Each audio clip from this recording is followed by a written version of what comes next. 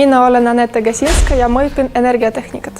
Mina olen Makar Šokarev ja ma õpin tootmise automatiseerimist.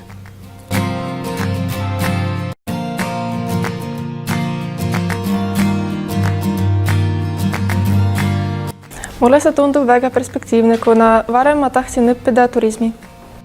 Ma valisin just seda eriala, sest minu arust see on väga perspektiivne.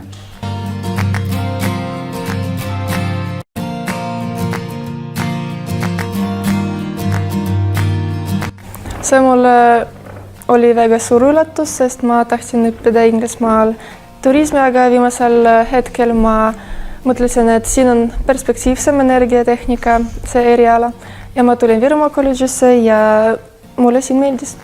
Ma valisin Virumaa kolledži, sest ma elan siin ja see oli mulle mugav.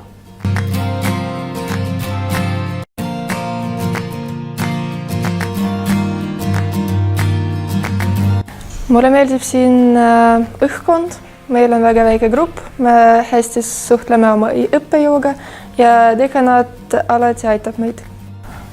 Mulle meeldib, et meil on väike grupp ja kõik on sõbralikud ja aitavad üksteist.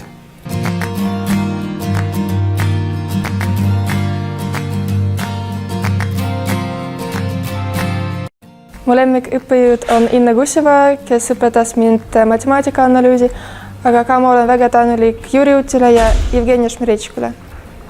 Minu lemmikõppejõud on Olga Ruban ja Larissa Ševtšenko, sest nad tegid meiega väga palju tööd ja aitasid meid.